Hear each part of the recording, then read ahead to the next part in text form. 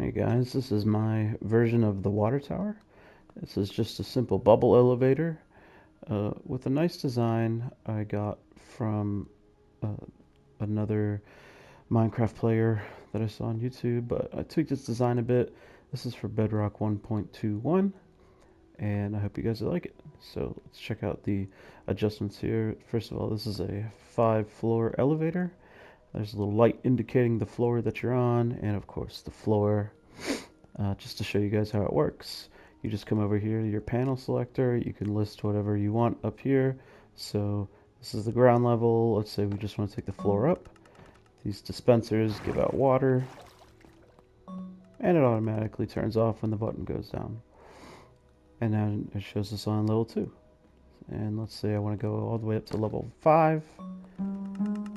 Just ride the elevator up, and you're at level 5.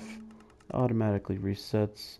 Unfortunately, I haven't found a way to toggle it yet because I'm not that smart, but I'm working on it. I've got some contraptions out there working on stuff. I'm a fairly new Minecraft player, so this is my first video for something like this, really. But I'll show you guys how it works behind the scenes here. And you can just drop down. The water always comes down to the bottom level. So first things first, simple bubble elevator. You have your soul sand at the bottom here, and then a source block just above it. And how this particular tower works is that these dispensers give out water all the way up, starting from the bottom. And then same deal when it turns off, the water turns off from the bottom up.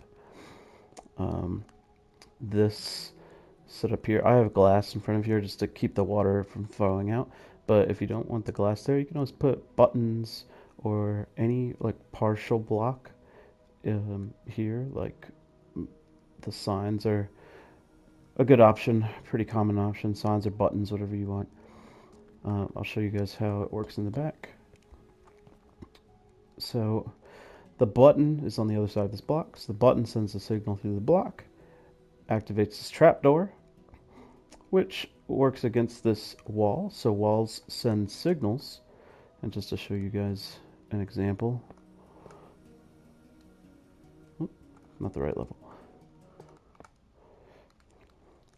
Just hit this button and you'll see it activate on the wall there. You see the signal go down.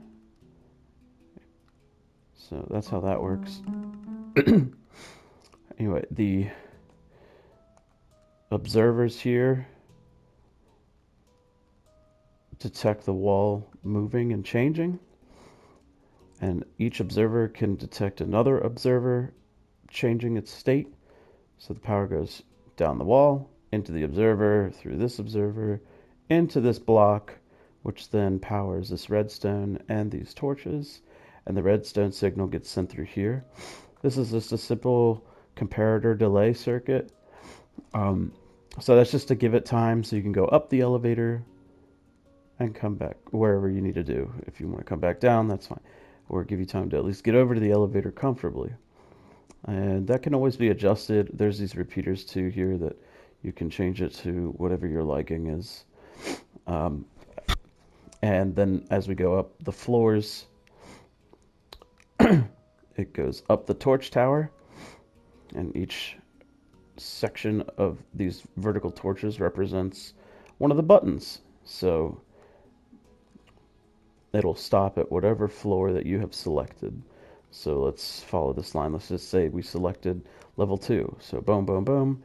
It goes into here, passes through this, into the observer. The observer detects the state of change. Into this observer, into this block, which targets the dispenser. And it will only target that dispenser. Normally, dispensers will power each other up and down. But since there's this target block, it directly channels the power from the observer directly to this dispenser, and only that one. It won't power this dispenser above it. That was a little tricky trying to figure that out. Otherwise, it's just a pretty simple design. There's dispensers all the way up, target blocks all the way up, a chain of observers facing this way. So the face is over here and the output is over here. And then again, a chain of observers going up with each level line. It's the new level is facing this observer. So this, like right here, would be ground level. And then if we wanted to go to the second floor, it needs to power all the way up to the second floor and then stop at the next one. So you can see the power won't go through this observer. So it'll just stop here, and this is the next ground level, or next ground level. This is the next level. So second level, third level, fourth level, and fifth level.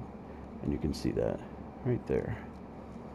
So that's the gist of how this whole thing works. It's not too complicated. Looks complicated, is not. Actually, this is part of an old portion of the design, of the original design, which is not necessary anymore.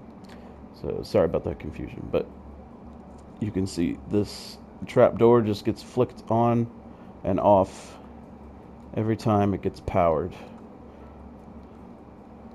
Try to give you a visual here. You can see the trap door. There it is. On and off. If it's an observer, it will just very quickly flick on and off. As I used to have observers here, but then it was lined with trapdoors, and you would have to flip the trapdoor and then reset it at each individual level. So this kind of makes it a little easier, where you can just control automatically, and by the time you get up there, you don't have to worry about resetting it.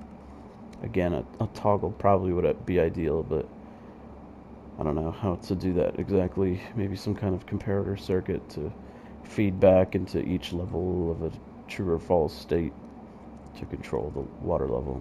Not sure yet, but I'm figuring that out. Um, but yeah, that's pretty much all there is to it. These blocks don't matter as long as they're opaque blocks. Can't have anything like glass and such. But these redstone blocks, the redstone lamps, are necessary. Otherwise, if it goes through the circuit, this observer here will detect the change in the redstone line every single time that it changes the state. Like every power level that it changes, it'll just continually flick until it hits 0. As where the lamp allows it to stay on, and while also powering this next to it. I did not have a lot of space here, which may be remedied in the future. But it's no problem going higher up. Of course, you can add more levels, same design. I suppose you can do that up to 15 levels. So whatever you really need to do as for how many floors that are viable. Yeah, can't really think of anything else. If there's any particular questions, or if anybody has any recommendations on how to toggle these options here, please feel free to let me know. Otherwise, thanks a lot.